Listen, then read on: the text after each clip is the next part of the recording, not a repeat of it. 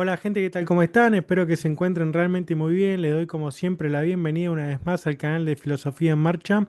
Y en esta ocasión para comenzar con un seminario, una serie de lecciones que vamos a estar dedicando al filósofo Richard Wagner, pero a partir de una interpretación que lleva a cabo el filósofo francés Alain Badiou. Nos vamos a centrar en el libro que aparece en portada de esta serie de diapositivas que tengo preparadas para las lecciones. Se titula Cinco lecciones sobre Richard Wagner por Alain Badiou. Es de editorial Akal, la obra que vamos a trabajar, y tiene un epílogo de Slavoj Žižek que hacia el final de las lecciones de Badiou vamos a comenzar a abordar. Dicho esto, es un libro publicado, el de Editorial Acal, en el año 2013, y que el libro en original, si mal no he comprendido, está publicado en inglés y después, gracias a Susan Spitzer, ha recibido luego otra serie de traducciones. De hecho, también algo que nos introduce el prólogo de este libro de Badiou tiene que ver con algunos acercamientos por parte de este filósofo francés a la obra de Wagner y sobre todo a un cuestionamiento que lo había movilizado él que tiene que ver con la cuestión del genio. Nosotros en el canal hemos dedicado varios videos, seminarios a toda la cuestión del genio. De hecho, si buscan de Kant a Nietzsche, hay todo un recorrido con el concepto genealógico, ¿no? No genealógico, sino genealógico, ¿no? Una genealogía cómo va avanzando. Incluso en algunos puntos hemos abordado de la aparición del daimon, de la cuestión del demonio, de este genio, de estos espíritus intermedios, cómo aparecen desde Homero en la Ilíada, la Odisea, también en la filosofía antigua, los presocráticos, como Parménides, Heráclito, también esta cuestión de Platón, sobre todo en los diálogos, y después en Sócrates, y vamos avanzando hasta Descartes y Kant a Nietzsche, como hemos anunciado, y de hecho la cuestión del genio va a aparecer nuevamente postulada acá por Alain Badiou en consonancia al concebir al propio Wagner como un genio, a concebir la obra de arte de Wagner como obra de arte genial y también el efecto, la movilización que ha producido a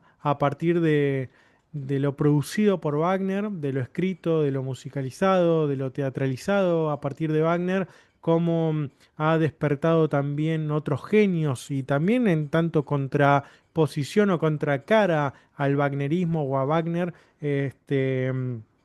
la cuestión del genio también tiene mucho que ofrecer. Después, obviamente, nombra algunas cuestiones de acercamiento filosófico, musical, con respecto a distintas obras como Tannhäuser, Sigfrido, Parsifal, Tristán y Isolda.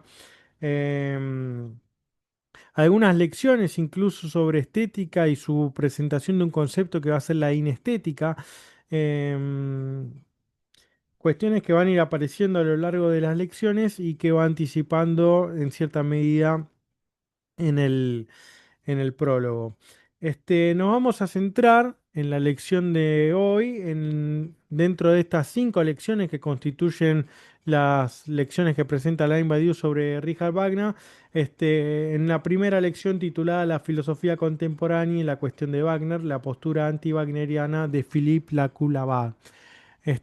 Vamos a ir adentrándonos porque hay una serie también de libros que van a ser de referencia, de discusión, de apoyo, de fundamentación por parte de Alain Badiou, para llevar a cabo sus lecciones, ¿no? Cada una de estas lecciones en cierta medida se va a ir apoyando en distintas obras o en distintos pensadores y en algunos casos también lo va a ir retomando o va a ir mencionando, incluso como bibliografía secundaria, lo cual es importante también tener en cuenta. Algunas de ellas yo ya tengo leídas, trabajadas, se encuentran en el canal, yo lo voy a ir mencionando, y otras, la verdad que yo también las fui descubriendo en la medida que fui avanzando y adentrándome en la lectura.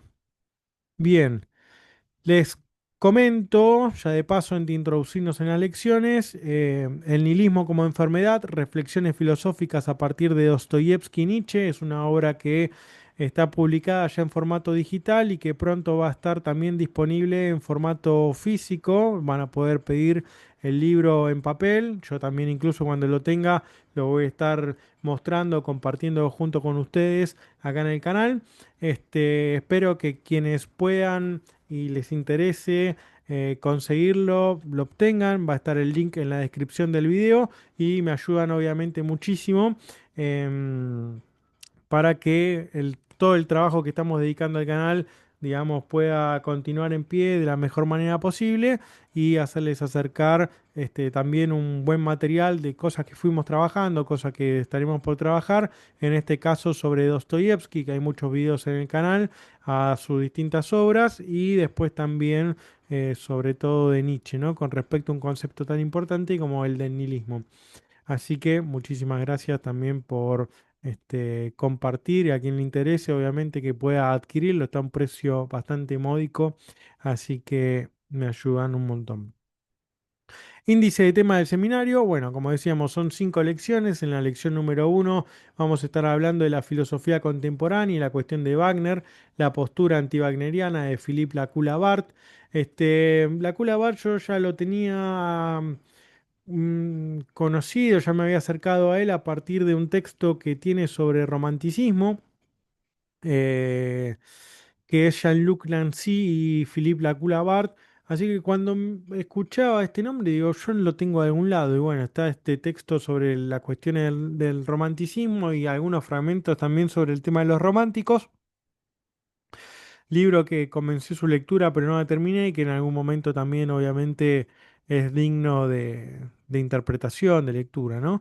Lección número 2, la dialéctica negativa de Adorno, una lección la verdad que bastante interesante y bastante hermenéutica, bastante interpretativa por parte de Alain Badiou, y eso la verdad que me pareció interesante, sobre todo por una suerte de posicionamiento que tiene o que presenta Badiou con respecto a Wagner y Hegel, ¿no? Lo que Hegel es en en la filosofía, y su intento de sistematización y comprensión histórica del mundo a partir de ese movimiento espiritual. En algún punto también eh, lo plasmaría, o entiende Badiou que lo plasma Wagner a partir de la música, ¿no? La lección número 3, Wagner como problema filosófico. em, Esta cuestión de la movilización, de lo que genera Wagner, eh, ya sabemos, y para quienes no tenían idea, está bueno mencionarlo, que Wagner en algún punto, quien se dedica a la filosofía y quien se dedica principalmente a unas cuestiones estéticas, no puede escapar, no puede huir de Wagner. Y en todo caso, ese mismo cuestionamiento del problema filosófico que presenta Wagner en la lección número 4, esta cuestión de reabrir el caso Wagner, Nietzsche termina siendo obviamente indispensable en toda esta cuestión, ¿no? Toda la crítica, toda la lucha, toda esa demanda que hace Wagner, que hace Nietzsche sobre Wagner, inevitablemente hay que recurrir a eso para repensar problemáticas contemporáneas de todos estos autores del siglo XX, sobre todo, y en el siglo actual en el cual estamos nosotros. Indispensable retomar a Nietzsche para abordar estas cuestiones, ¿no? De la filosofía, de la música, de la estética o del arte en general, y cuestiones ideológicas y políticas, ¿no? Lo que trasciende también la música de Wagner, o el proyecto wagneriano. Y finalmente el enigma de Parsifal, donde Badiou se va a centrar en una de las obras de las presentaciones de Wagner, y bueno, ahí va a ser también su lectura, ¿no? Como mencionábamos también en el caso de Nietzsche, qué va a pasar, qué sucede en todo el proceso creativo y con toda la genialidad de Wagner, desde Rienzi, pasando por el holandés errante, hasta el gran proyecto monumental del Anillo en Nibelungo, hasta Parsifal, ¿no? Ahí, obviamente, también hay una cuestión importante. Vamos entonces a adentrarnos en la lección número uno, titulada La filosofía contemporánea y la cuestión de Wagner, la postura anti-wagneriana de Philippe Lacoue-Labarthe. Una cuestión, ¿no? De esta de ir retomando, de combatir, luchar, generar tensión frente a Wagner, em, y postularse anti-wagneriano, pero lo que enriquece Wagner, ¿no? Em, En algún punto esto también pasa con Heidegger, ¿no? En este intento de, bueno, no se consideran heideggerianos, pero están o atacan a Heidegger desde la cuestión del nacionalsocialismo, de su postura política, pero gracias a Heidegger es que muchos generan su renombre o hacen su renombre o hacen su carrera, por decirlo de alguna manera, y todo esto se debe al aporte de Heidegger, ¿no? Y Heidegger va a ser uno de los pensadores, junto con Nietzsche, Theodor Adorno, Philippe Lacoue-Labarthe, que obviamente Alain Badiou va a retomar, ¿no? Hay una serie de temas no, no del todo especificados en esta primera lección, pero que yo los fui dividiendo como subtemas que van apareciendo acá, ¿no? En esta primera lección. Salvo del 7 al 10 que están marcados acá en este índice, el resto son como suerte de divisiones que yo fui mencionando. ¿Cuál es el papel de la música en la filosofía? Una era de musicolatría, conexión entre lo moderno y lo contemporáneo, teatralizar, Philippe Lacoue-Labarthe, el meollo del wagnerismo, y después estos puntos que sí aparecen como subtítulos dentro de esta lección, que tiene que ver con el planteo del papel del mito, el papel de la tecnología, el papel de la totalización y el papel de la unificación. Y finalmente van a aparecer también los leitmotiv, que ahora me doy cuenta que no lo mencioné acá en este índice, pero seguramente lleguemos hasta el punto 6 del meollo del wagnerismo, eh, y en una segunda parte de esta primera lección abordemos directamente esta interpretación que hace Alain Badiou sobre la cuestión del mito de la tecnología que implementa Wagner, la totalización, la unificación y los leitmotiv. Así que, bien, sigamos avanzando. ¿Cuál es el papel de la música en la filosofía? Esta pregunta también nos va a ir relacionando junto con las demás lecciones, en tanto que la dialéctica negativa de Adorno tiene implícitamente una postulación de la música en la filosofía o en el sistema filosófico de Adorno, y también en la lección número 3 si se quiere, con respecto a esto que plantea Badiou de Wagner como problema filosófico, ¿no? Entonces ya desde un primer momento, ¿cuál es el papel de la música en la filosofía? Bueno, quiero añadir, ¿no? Quizás en algunas cuestiones no es que yo solamente voy a ir leyendo el contenido que está en las diapositivas, sino que tengo el libro acá junto conmigo y voy a ir mencionando cuando sea necesario algunas cuestiones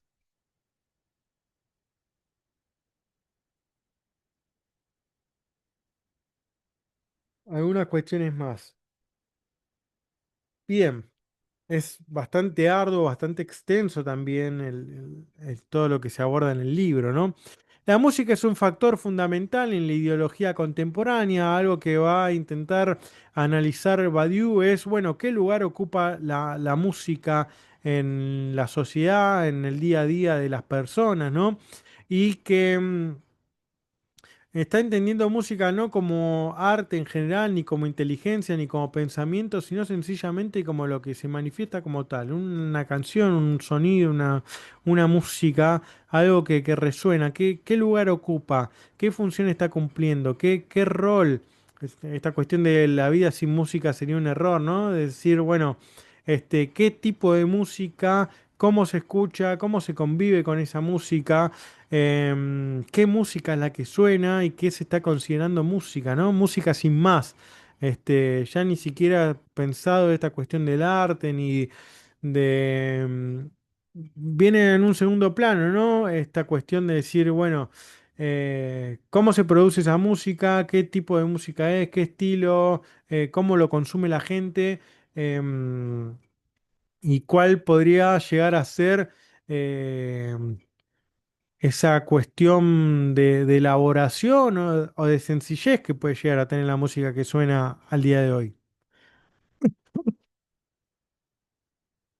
Menciona que a este respecto la obra de Philippe Lacoue-Labarthe, titulada Música ficta, que es una obra de 1991 y que está titulado como Figuras Wagnerianas, o sea que en algún punto tiene en horizonte de proyección dialogar con Wagner, expone reflexiones acerca de las conexiones esenciales entre la música en general, la música de Wagner en particular y determinadas ideologías contemporáneas, especialmente hablando de ideologías, ideologías políticas. Es algo que innegablemente de los principios de la música se está cuestionando a Wagner hacia qué es lo que intenta transmitir Wagner con su música, ¿no? Y si eso que intentaba transmitir Wagner con su música sigue de en cierta medida, este, implícito en la música actual, en la música contemporánea, o si ha sido Wagner como el gran culmen apoyado por el nacionalsocialismo, mezclando en este 2 por uno Nietzsche-Wagner por esa política nacionalsocialista de esta idea de raza, cuestiones biológicas, de estructura totalizante o totalizadora, ¿no? Entonces, bueno, como que en algún punto Philippe Lacoue-Labarthe intenta en esta obra Música ficta, un libro que se consigue en español, eh, intentar abordar. De hecho, también algo que va a criticar a Alain Badiou es el tipo de postura o de relación de diálogo que intenta o que menciona en su hipótesis de lectura llevar a cabo la Coulabart y que finalmente termina yendo por otro camino, ¿no? Es como que intenta hacerlo, tomarlo, concebirlo como herramienta a Wagner, la Coulabart, y finalmente termina como desposticándolo, ¿no? Vamos a ver una serie de conceptos y de nombramientos que lleva a cabo la Coulabart sobre Wagner, que, o sea, por qué postula determinada tesis y termina nombrando otra, ¿no? Intentando desapegarse completamente y de considerarse con esta cuestión de anti-wagnerismo que mencionábamos ahí, ¿no? En ese título de la lección, la postura anti-wagneriana de Philippe Lacoue-Labarthe. Primero hay wagnerismo, ¿no? Y después hay un anti. Ahí también hay una cuestión interesante de resaltar, ¿no?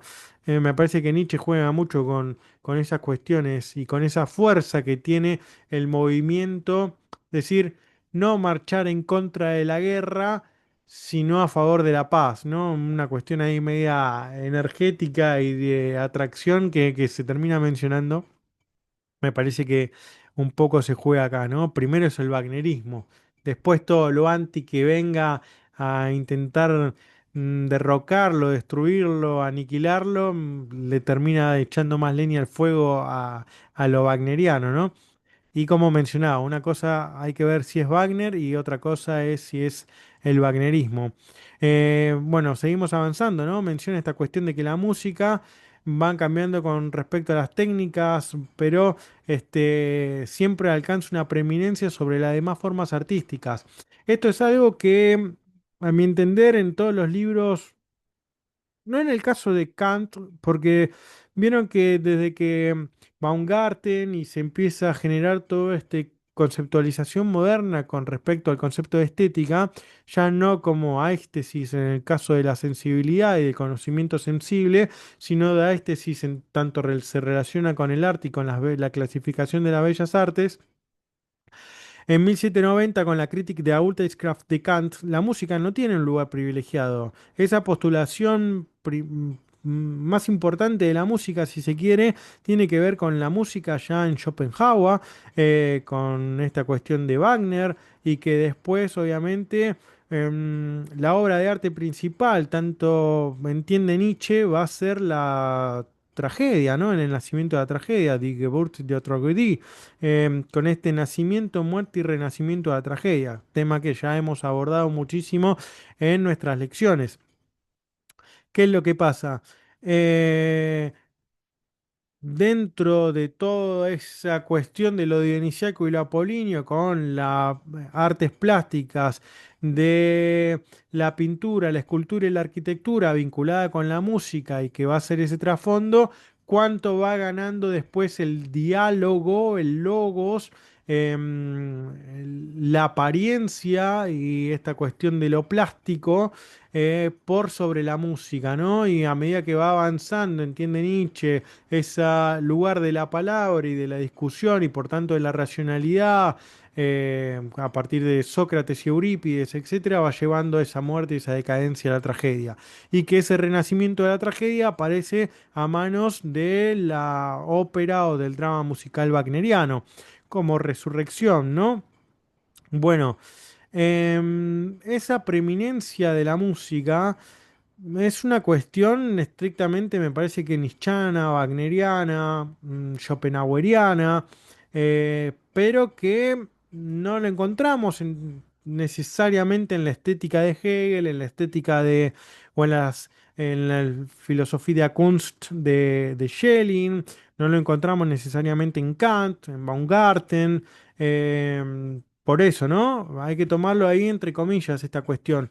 Pero sí es interesante cómo en algún punto la música es anterior, la composición musical generalmente es primero la música, después la letra, em, y cómo la letra tiene que acoplarse a esa base musical, ¿no? En la estética de Adorno, sinceramente hay una serie de lecciones, pero no recuerdo exactamente qué lugar tiene la música. Obviamente Adorno tiene ahí todo una teoría también musical, un escrito sobre Wagner. En el texto de Thomas Mann de Doctor Faustus que hemos abordado también aparece. Hay muchísimo, ¿no? Me parece que también por este lado vamos entendiendo por qué la música y sus distintas técnicas y su distinto avance va logrando adquirir un lugar de preeminencia por encima del resto de las artes, ¿no? No quiere decir que no hayan avanzado, pero bueno, si seguimos todo ese recorrido, eh, no sé, porque, a ver, pensándolo rápidamente, así como avanzó de la camerata fiorentina, se lleva a la ópera, etcétera, etcétera, y se sigue avanzando ese drama musical wagneriano.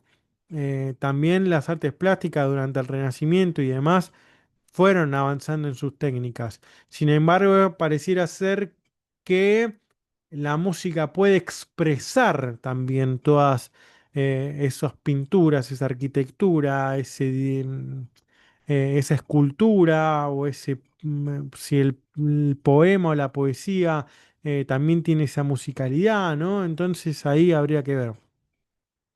Em, y de hecho utiliza un concepto acá importante que tiene que ver con el de musicolatría. Tiene comienzo allí donde la idolatría tocó a su fin. Em, ¿Qué tiene que ver con esto, no? Hablaba de Wagner que estaba relacionado con ideologías políticas y que la música está relacionada con técnicas, y acá utiliza una frase, dice, ¿no? El hecho de que como el nihilismo se ha consolidado siguiendo la estela de Wagner, relación entre nihilismo y Wagner, cuestión ahí que yo también mencionaba el tema del nihilismo en mi libro con respecto a Dostoyevsky y Nietzsche, acá hay un nihilismo en la música de Wagner, con técnicas aún más poderosas que las creadas por Wagner, haya seguido invadiendo nuestro mundo. Cómo este nihilismo y esta música nos invade, ¿no? Nuestro mundo y ha alcanzado una clara preeminencia sobre las demás formas artísticas, incluidas las artes visuales. El hecho de que la musicolatría diera comienzo allí donde la idolatría tocó a su fin es quizá una tentativa inicial de respuesta. Una era de musicolatría, un término interesante este, a ver si si ahora en el punto número 2 nos vamos a detener en esto, pero es interesante también porque yo cuando leía este pasaje digo, pero claro, si ahora estamos con el tema de redes sociales, donde en Instagram, X, no sé, TikTok, incluso Facebook, hay mucha preeminencia de la imagen, ¿no? Me parece que más que nada en Instagram, donde la foto o ese video es lo que llama la atención, lo que atrapa, lo que genera retención y lo que va generando mayor visualización. Pero sin embargo dice, ojo acá, porque en el fondo la música está jugando un papel de mayor importancia y lo que está conduciendo determinada ideología, determinada visión de mundo, es la música, no la imagen. Y pensándolo un poco mejor ahí, ojo también con esta cuestión de que la posibilidad que tenemos en las redes sociales de agregar música a las imágenes, ¿no? O de esta cuestión ahí también. Bien, pasamos al punto número 2, una era de musicolatría. ¿Qué sucede con esta era de musicolatría? Bueno, un poco lo que veníamos mencionando recién, que la música se convierte en un ídolo. Hay que rescatar acá también estos títulos de Wagner, del Ocaso de los Ídolos o el Crepúsculo de los Dioses, también de Wagner en el Anillo del Nibelungo, que es esta caída, y con esta caída de los dioses, con esta caída de los ídolos, a qué es a lo que se está abriendo lugar y hacia dónde nos va a ir dirigiendo también esta caída, ¿no? Tiene comienzo esta música como ídolo, tiene comienzo donde la ideología tocó a su fin. Wagner es el principal responsable de ello, es como el culmen de toda esa ideología o de una ideología política disfrazada a partir de una musicolatría, ¿no? En esta idealización, en esta idolización, no sé cómo nombrarlo, de la música, ¿qué es lo que en algún punto se está queriendo construir, ¿no? Y hacia dónde se está guiando?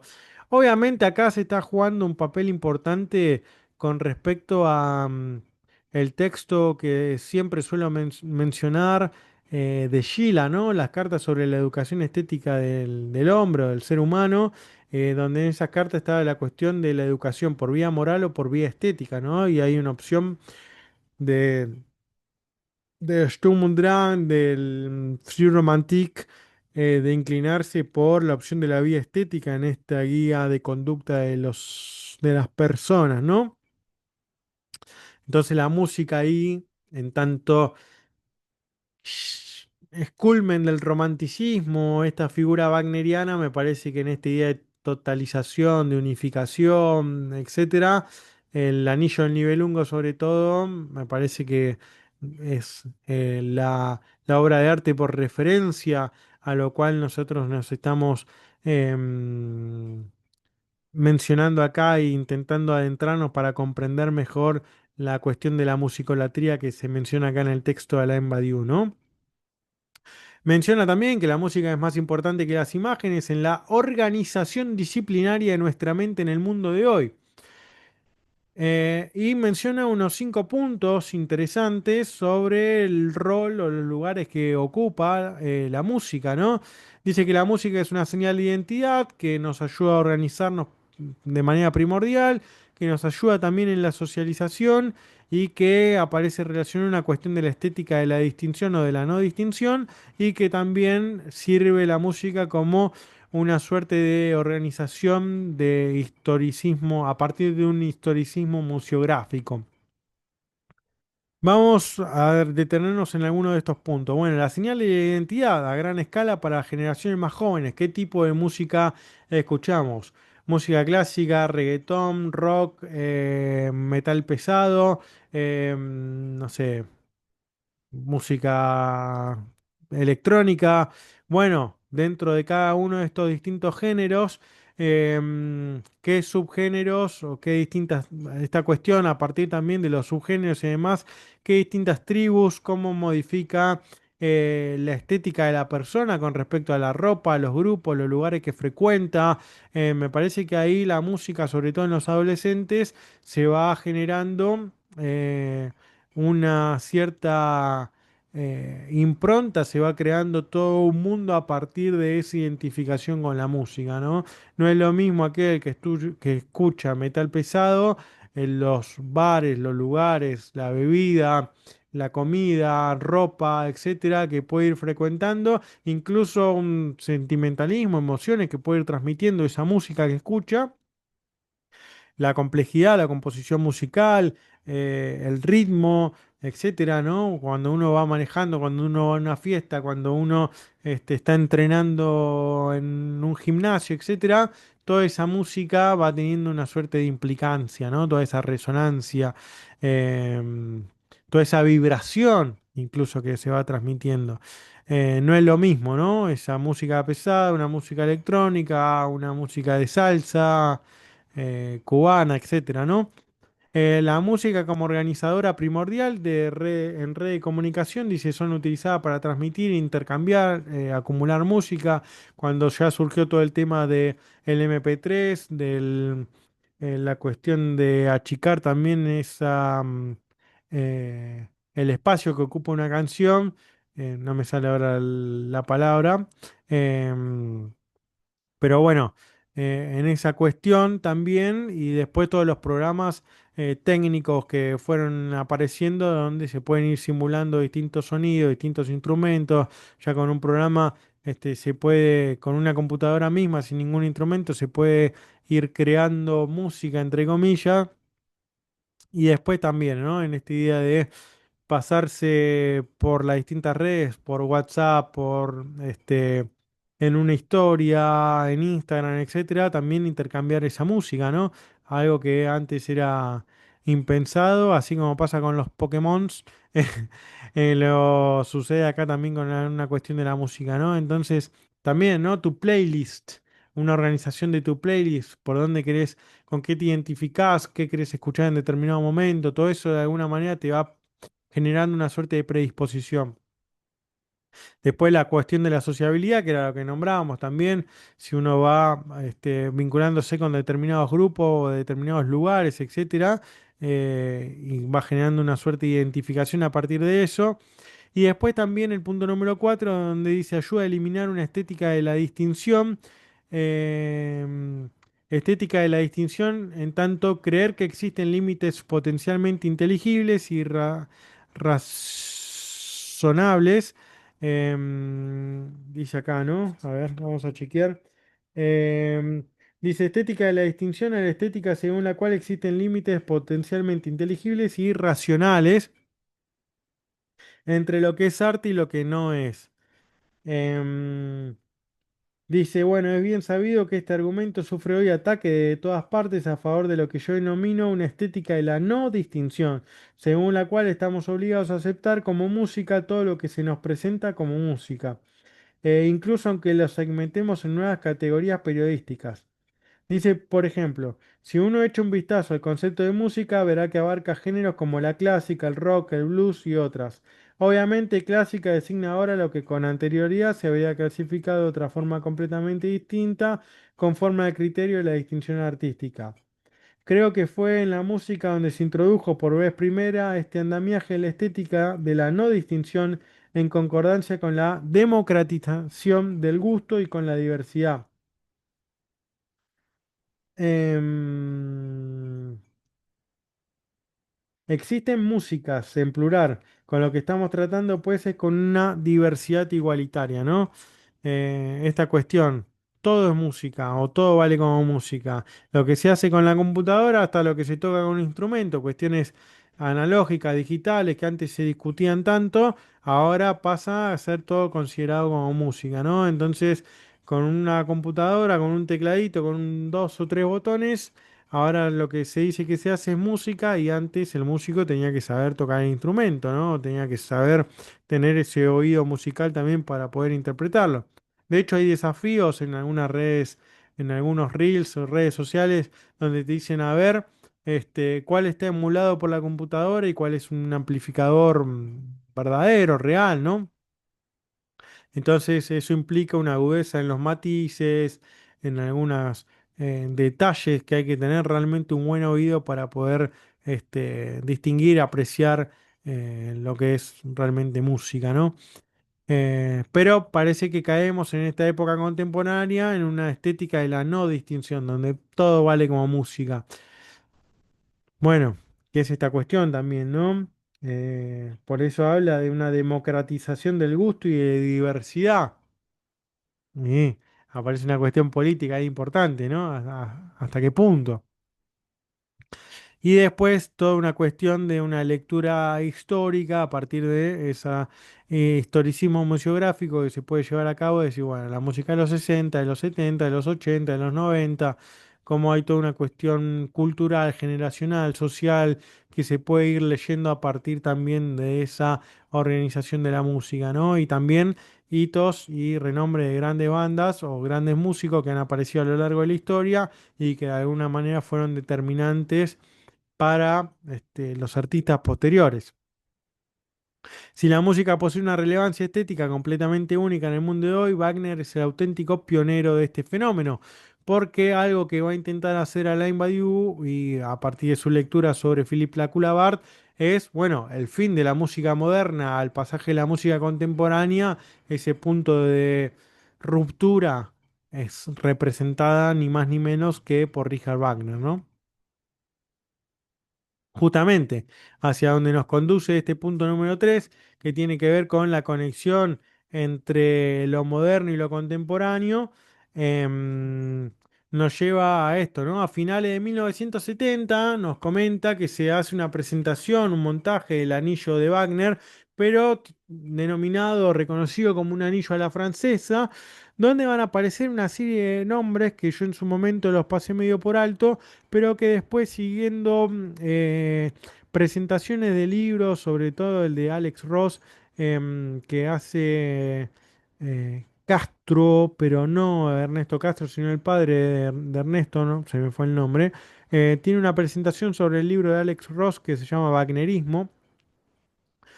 Menciona también estos nombres y son nombres que yo ya los he sentido en otras lecturas, ¿no? Recapitulando un poco, que son Pierre Boulez en la dirección musical, Patrice Chéreau en la dirección artística y François Renaud como uno de los consejeros técnicos.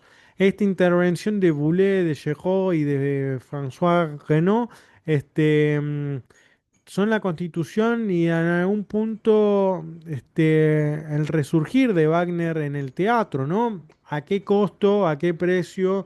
¿Qué es lo que implica también de sacrificio, ¿no? Por parte de estos franceses, pero lo cierto es que tuvieron el visto bueno también de Milan Wagner, el hijo, estos herederos de de Wagner, de la familia Wagner, y que, bueno, estuvo de acuerdo y en algún punto también permitió que se abran nuevos caminos de interpretación y de lectura y de acercamiento a Wagner, ¿no? Recordar las condiciones en las que reabrió Bayreuth, eh, Bayreuth,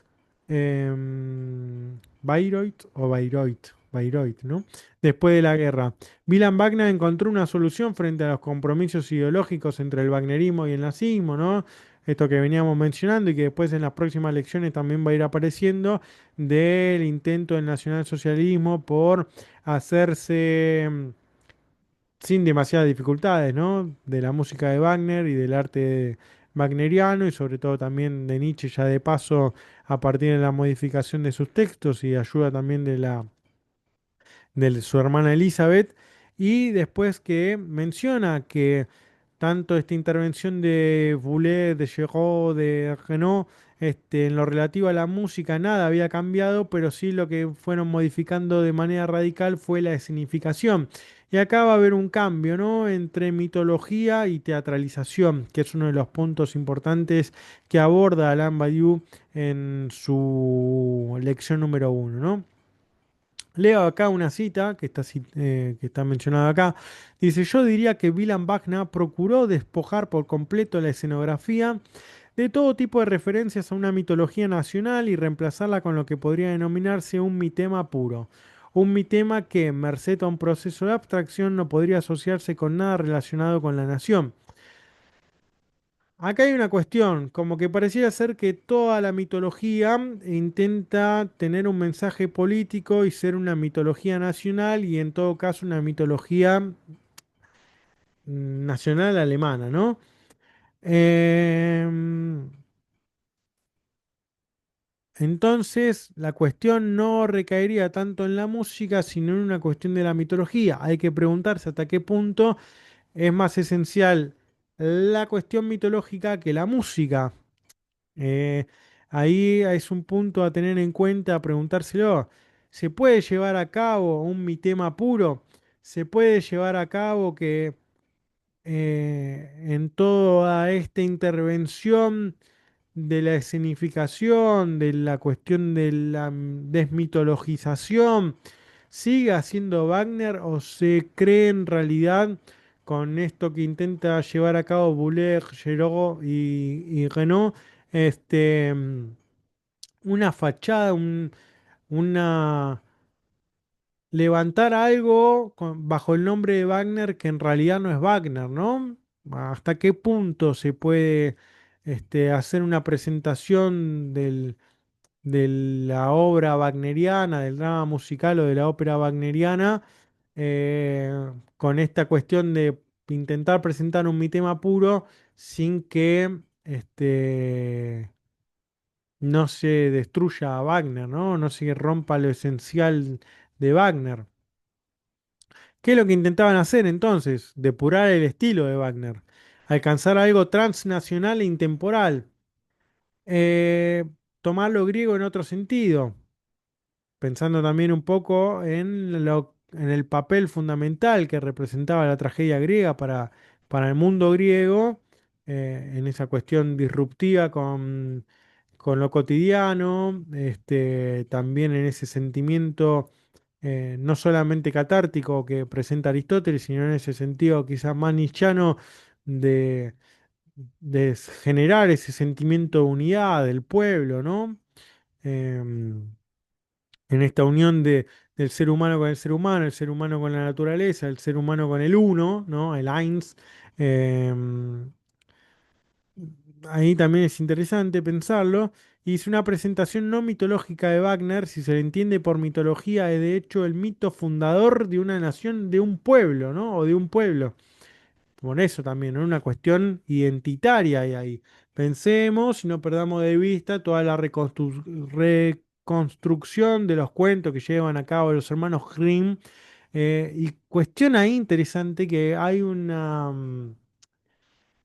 serie de conferencias, creo que son dos al menos, dedicadas sobre los cuentos de los hermanos Grimm, em, donde la presentadora, no recuerdo el nombre, pero si lo googlean está en YouTube, es en España, esas cuestiones de BBVA o algo de eso, ¿no? Que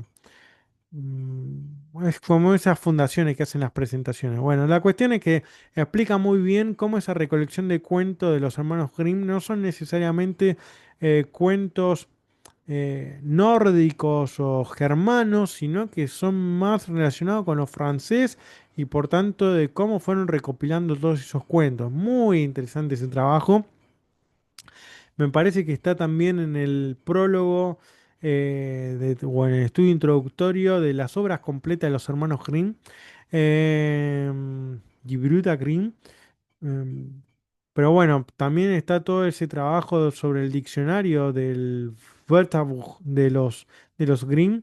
eh, y tiene que ver todo con una cuestión de unidad, de origen, de unificación, de pueblo, de totalización, y Wagner está jugando ahí, y el mito tiene un lugar importante. No sé si esencial, pero sí al menos importante. Eh, y gracias a una auténtica innovación teatral, Wagner pudo ser devuelto a la vida. Bueno, ¿hasta qué punto todo ese repudio, ese rechazo hacia el nacionalsocialismo mm, exigió una intervención en la escenificación por parte de los franceses que nombramos, de Boulez, de Giraud y de Renaud, em, para que Wagner resurja, ¿no? Por eso yo decía, ¿hasta a qué precio, no? ¿Qué es lo que hay que sacrificar de Wagner? Y si realmente es Wagner, ese anillo a la francesa, presentado en 1970. Bueno, aparece justamente, ¿no? Este concepto de teatralización o teatralizar. Dice, no se trata de una mera transición de un mito nacionalista a uno no nacionalista, sino esta cuestión de un mito puro. Teatralización contra la mitificación. También va a haber una idea de la discontinuidad contra la continuidad y vamos a empezar a caer en esta cuestión binaria, ¿no? Revelar el abanico de fuerzas dispares que lo teatralizaban y rechazar la mitificación de los personajes. Entendiendo teatralización como lo opuesto a la idea totalizadora a una mitología, ¿no? En esta idea de que, bueno, el mito fundador de un pueblo, de una nación, que va a darle identidad, que le va a dar unidad, bueno, todas son estas las palabras, ¿no? Totalidad, unidad, em, sí, unificación, totalización, ¿no? Todo en este sentido de lo uno. La teatralización intenta como romper con esa estructura mitológica.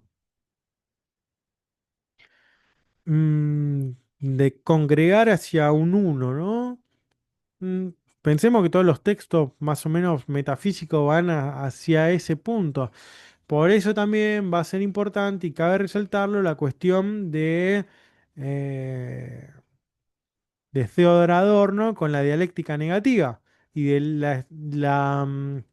la clave de lectura de un arte contemporáneo en el sentido de ir en contra de esa totalización, en contra de esa unidad de estética de la discontinuidad, o como mencionábamos, sí, estética de la no distinción o de la distinción.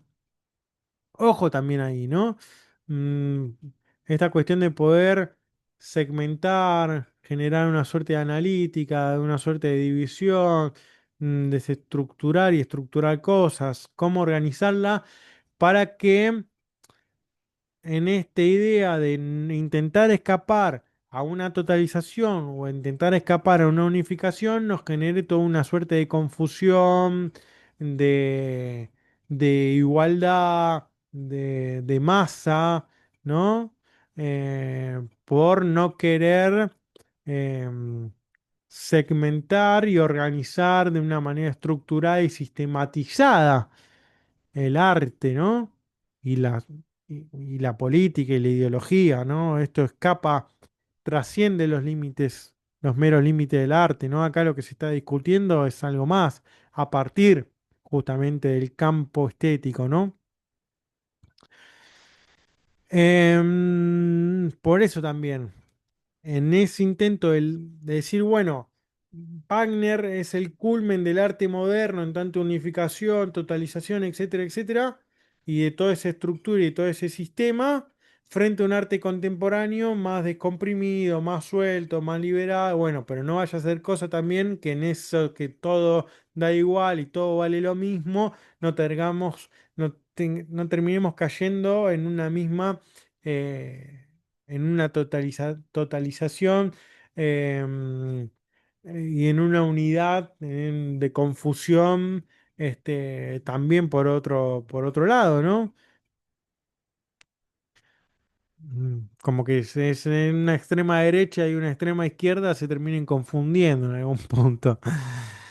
Em, la dirección de Boulez se esforzó por destacar la discontinuidad subyacente. La música de Wagner consiste en una complejísima amalgama de pequeñas células que se transforman y se dispersan sin cesar. Em, entienden que o presentan a Wagner a partir de una melodía sin fin, o lo presentan o lo interpretan a partir de esta cuestión de tanto que se mencionaba de Wagner como esta melodía sin fin y que suena ese mi menor como primera nota y a lo largo de toda la tetralogía sigue sonando en el trasfondo esa misma nota hasta que llega el final y se cierra o logra concluir, consumarse. Ojo, ¿está esto en el trasfondo? Hay algo que realmente se están preguntando acá, ¿no? A partir del arte de Boulez. Em, ¿Y qué son esas pequeñas células que se transforman, que de alguna manera yo le explico mucho de la cuestión metafísica con la diferencia entre bios y zoé, ¿no? Esa vida constante, está en el libro que yo presento con respecto al tema de lo dionisíaco, que lo tomo de varios autores, de Kerenji, bueno, se me fueron todos los nombres de un montón de filólogos y etcétera que analizan toda la cuestión de lo dionisiaco, pero esta distinción griega, me parece que del libro de Kerenji, donde hace esta distinción entre bios y zoé, donde zoé es esa vida eterna, em, y muestra que en ese fluir eterno del Zoe aparece el bios, ¿no? Con tanto vida particular. Y esa vida particular em, genera esa dialéctica con Tánatos, donde vida y muerte justamente son esas pequeñas olas que van desprendiéndose del mar y vuelven a la profundidad, ¿no? Es este movimiento ahí prácticamente romántico de ese continuum de vital, de ese continuum de lo uno, siempre eterno, latente, en movimiento, y de esas vidas particulares que se van desprendiendo, esas voluntades individuales que se van desprendiendo, que van generando el movimiento de lo uno, pero que retornan a ello, ¿no? Por tanto, nosotros sufrimos porque sentimos ese desgarramiento de una unidad que en algún momento pertenecimos a una unidad más elevada, a una unidad universal, primigenia, ¿no? Todos estos conceptos, ¿no? Del Ua-Eine, Ua-Eins, eh, y que nuestro tiempo forma parte también de un tiempo completo, un tiempo todo, ¿no? De un ganze Zeit. Ahí toda una lectura metafísica muy importante y que la música está jugando en algún punto con todo esto. Eso es interesante también. Por tanto, acá también se pone en cuestión si está realmente aparece esta cuestión de la melodía sin fil wagneriana, ¿no? Boulez quiere hacernos escuchar la complejidad de las técnicas compositivas de Wagner, ocultar tras el fluir de la música al servicio de la mitificación. Lo que quieren hacer Boulez, Gerraud y Renaud es esta cuestión, ¿no? De empezar a destacar otros elementos importantes de la música wagneriana e intentar ocultar o llevar a segundo plano elementos que el nacionalsocialismo y otros intérpretes relacionados también a esa política han destacado en sus intervenciones, en sus lecturas, en sus interpretaciones sobre Wagner, ¿no? ¿Qué pasa con Philippe Lacoue-Labarthe y qué es lo que entiende Alain Badiou que hace Lacoue-Labarthe en su texto sobre música ficta, ¿no? De 1991? Decía, lo francés se apropió de Wagner y abrió paso a una campaña anti-wagneriana particularmente insidiosa. Sobre todo también, ¿no? En esta cuestión entiendo yo que los judíos o los que están más apegados o vinculados a la religión judía no habrán estado demasiado contentos con un resurgir de la música wagneriana y de la filosofía, la teoría wagneriana, ¿no? Em, entonces se abre toda una campaña anti-wagneriana, particularmente insidiosa y virulenta, destinada a denunciar su obra, ¿no? A criticar. Hay todo también una compleja situación sobre si se puede o no interpretar a Wagner en Israel, etcétera, ¿no? Y en este texto, que es el que se va a detener que es en el que se detiene Alain Badiou sobre la Kula Bart, es música ficta de 1991, como mencionaba, donde describe, y decíamos que la obra de Boulez se lleva a cabo en 1970, o sea que pasan sus años, sus 20 años con respecto a esto, y describe cuatro escenas distintas en relación con Wagner.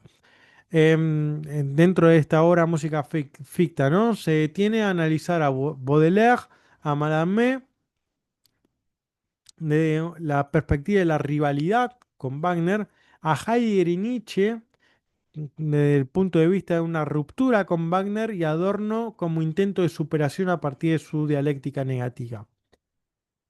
Tenemos dos franceses y dos alemanes, ¿no? Poniendo a Heidegger y Nietzsche como mismo punto.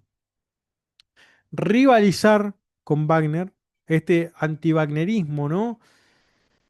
Rivalizar con Wagner, romper con Wagner e intentar superarlo. Medirse mano a mano con Wagner, romper con Wagner porque uno está pensando en otra cosa y después superarlo. O sea, a partir de lo que es el wagnerismo yo propongo otra cosa, ¿no?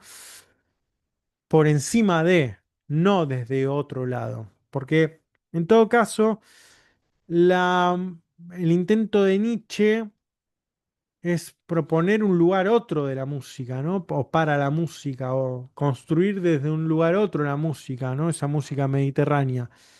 No superar desde Wagner, porque en todo caso, en su dialéctica negativa, Adorno sigue atrapado en el wagnerismo. Por eso esta cuestión del anti-wagnerismo hay que leerlo como, bueno, porque está el wagnerismo, rivalizo con él o intento superarlo. En cambio, en Heidegger y Nietzsche, bueno, rompo con el wagnerismo porque el wagnerismo es esto, esto y lo otro y yo propongo otra cosa. Desde un lugar a otro, intentando olvidarme del wagnerismo. Si en todo caso Nietzsche logra hacer eso, bueno, es un tema de discusión. Me inclino a decir que no, porque constantemente está mirando por la persiana a ver si Wagner está del otro lado, ¿no? Si Wagner sigue ahí, lo está stalkeando en el vocabulario hoy en día Nietzsche a Wagner, ¿no? Por más que intente decir que rompe con Wagner, sigue entablando un diálogo constantemente, ¿no? Y eso tiene que ver en todo caso con el problema filosófico que presenta Wagner, que trasciende a la música, que trasciende a la política, ¿no? Hay una cuestión ahí metafísica eh, importante y de primer nivel que termina presentando Wagner. Demostrar que el anti-wagnerismo de estos pensadores era totalmente inadecuado y que fracasaron a la hora de llegar al auténtico meollo de la empresa wagneriana. Es lo que intenta demostrar ahí Philippe Lacoue-Labarthe. Dan en lo esencial de Wagner y bueno, hay que ser un muy excelente lector e intérprete de Wagner y de cada uno de estos pensadores como Baudelaire, Mallarmé, Heidegger, Nietzsche, Adorno para decir dieron en el clavo o no dieron en el meollo, en el centro del problema de la empresa wagneriana, que es este punto hacia el cual nos vamos a adentrar ahora. Según la opinión de la Kula Barth, cita Badiou, se trata del aparato wagneriano como vehículo para la estetización de la política. Este es el meollo, ¿no? Estetización de la política. Wagner como la transformación de la música en un operador ideológico que en el arte implica siempre la creación de un pueblo, es decir, la concepción o la configuración de una política. Y pero ¿cómo? ¿Hasta qué punto no lo detecta Nietzsche a esto, a la estetización de la política, a que convertir la música en un operador ideológico? Cuando se está dando cuenta y está denunciando Nietzsche y se está enojando justamente o se está decepcionando de Wagner cuando está viendo quiénes son los que están acudiendo a Bayreuth a presenciar la tetralogía del anillo. Se elabora una visión de Wagner como protofascista en el texto de, de Philippe Lacoue-Labarthe. Por eso yo mencionaba, decir, ojo acá la discusión con Wagner y en contra de Wagner, porque que no intenten o que no quieran hacerse famosos y adquirir una suerte de renombre acusándolo a Wagner o agarrándolo a Wagner de su relación de antisemitismo, em, porque es entrar por la vía fácil también, ¿no? Hay que ver hasta qué punto realmente el análisis filosófico y crítico musical que hacen sobre la obra de Wagner es superador, está a la altura de rivalizar con él o de proponer otra cosa y que no sea un mero ruido, ¿no? Porque como decía, se acusa a Heidegger de nacionalsocialista, se lo acusa de nazi, se descalifica toda su filosofía, pero el único libro que conocemos de estos personajes, Di Cesare, em, Peter Trauny, todos estos filósofos, después el otro Fayet, el chileno, etcétera, que critican y atacan a Heidegger, pero lo atacan no de un posicionamiento filosófico, sino de una concepción política o de su acercamiento al Partido Nacional Socialista. Entonces, bueno, nos hacemos renombre por la vía más fácil, que no pase lo mismo con Wagner, ¿no? Supone que Wagner inventó un aspecto de clausura de la ópera al asignar la tarea de configurar un destino nacional o ethos, ¿no? ¿Cómo lo consiguió? Con la restauración del gran arte. Bueno, esta cuestión, ¿no? De posicionar también en esta cuestión de la estetización de la política, de hacer de la música un operador ideológico, como que lleva a la ópera a su construcción, a su sistematización, a una cuestión de aparato artístico, político, ideológico, que es el culmen de la modernidad, ¿no? Es en algún punto eso. Y para finalizar, la lección del día de hoy, el arte de Wagner frente al arte contemporáneo, justamente, que es algo que nosotros veníamos anticipando en la discusión, que tiene que ver como Wagner como el último defensor del gran arte, de la mitología, de la nación, de la estética, de lo sublime. Esto representa Estas son algunas de las características que representa el arte de Wagner, ¿no? O este gran arte. Mitología, ese mito de la nación, ese mito del pueblo, esa unificación, una cuestión de lo sublime, la creación de efectos. Después vamos a ver qué sucede con cada uno de estos puntos, ¿no? Pero hay una serie de elementos dentro de este arte, no es una mera ópera. Todo está pensado, todo está diseñado, todo está conducido, hay un horizonte de proyección ahí. El imperativo del arte contemporáneo, en cambio, es una sobriedad, una modestia en las ambiciones. ¿Y qué se cree superior por querer menos o por querer abarcar menos o por tener menos elementos? Esto también hay que tenerlo en cuenta en esa cuestión del arte contemporáneo que se disfraza de determinada sencillez, de determinada desigualdad, de determinado cero compromiso político, música por la música misma, sin tener determinada ideología. ¿Y pero qué es lo que está operando también ahí? Si sigue siendo una organizadora histórica, si sigue siendo una organizadora social, si seguimos conviviendo con la música, ¿cuáles son los intereses entonces de los medios de comunicación que promueven toda la música que está hoy en día? Ahí, entonces, decir, bueno, si quiero temas que suenen en la radio y que en vez de durar 7 minutos, duren 2 minutos y medio, 3 minutos, si en lugar de crearlo con un instrumento, lo creo con la computadora, si en lugar de que tenga una letra elaborada, es mejor que sea un estribillo que se pegue y que la gente pueda repetir y tararear de manera constante, ¿no hay una ideología política ahí?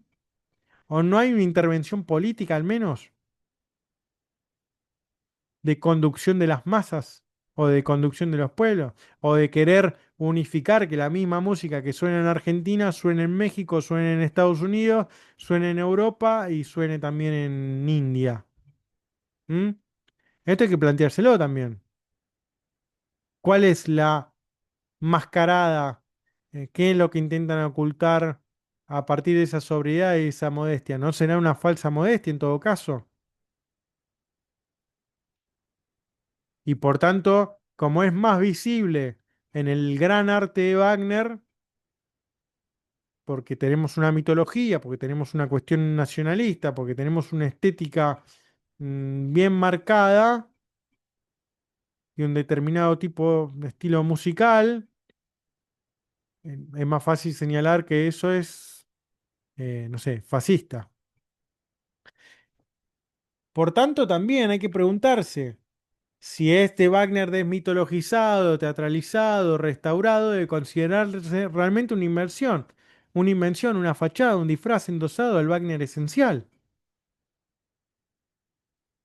Es lo que decía, bueno, esa presentación de Boulez, de Giraud, de Renault, en 1970, si es realmente Wagner o nos están presentando otra cosa bajo el nombre de Wagner. ¿Y cuánto puede durar ese Wagner? Y si presenciamos el Wagner como manda, o el Wagner a la francesa, ¿con qué Wagner nos quedamos? Y acá hay otra pregunta también interesante. ¿El problema es Wagner o su efecto? ¿Es Wagner en tanto artista o es el arte de Wagner el problema?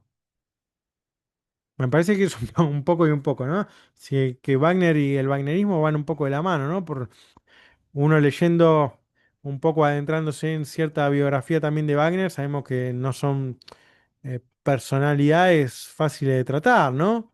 Hay que saber llevar a estos tipos. Y tienen sus artimañas, tienen sus trucos. Pero bueno, es interesante. Después otra pregunta importante para tener en cuenta es si se trata de una estetización de la política o una politización de la estética.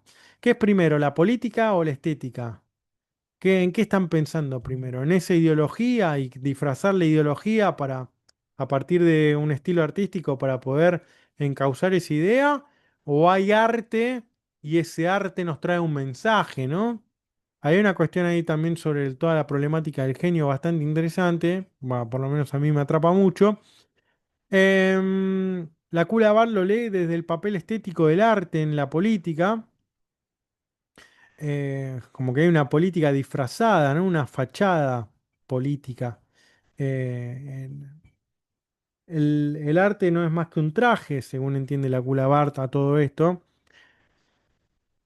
Ahora bien, si al genio, en tanto recibe ese don de la naturaleza y crea algo, una música artística, en todo caso esa ideología o esa política es una política de la naturaleza, ¿no? Ahí habría que discutirlo bastante bien, desde Kant en adelante con respecto a toda esta cuestión que se está presentando acá, ¿no? Como que si hubiera un mensaje, un mandato divino a partir del arte bello que crea el genio, y de ahí en todo caso se hace una interpretación política. Entonces primero es el arte. Por eso también aparece acá también, ¿no? En esta estetización de la política y la política como religión artística, ¿no? Y después que esta cuestión religiosa, artística, política, termina, entienden estos intérpretes como la Bart y demás, que van a esos movimientos políticos totalitarios, ¿no? Así que bueno, llegamos hasta acá con la primera parte de la lección número uno. Nos falta la segunda parte de esta propia lección, donde vamos a abordar el tema del mito de la totalización, de la unificación y de los leitmotiv. Em, y me parece que me falta uno. eh, a ver. Bueno, era el tema de la mitología. Acá, estaba en cualquier lado. Papel de la unificación, de la totalización, de la tecnología y el papel del mito y de los leitmotiv. Así que nos quedarían como esos, por lo menos esos 5 puntos para abordar la próxima lección. Les recuerdo, ¿no? Pueden apoyar el contenido del canal adquiriendo cualquiera de mis libros. En este caso les presento el último libro, El nihilismo como enfermedad, reflexiones filosóficas a partir de Dostoyevsky y Nietzsche. Están los links en la descripción del video. Nos estamos viendo la próxima semana con un video más acá en el canal de Filosofía en Marcha. Hasta la próxima. Saludos.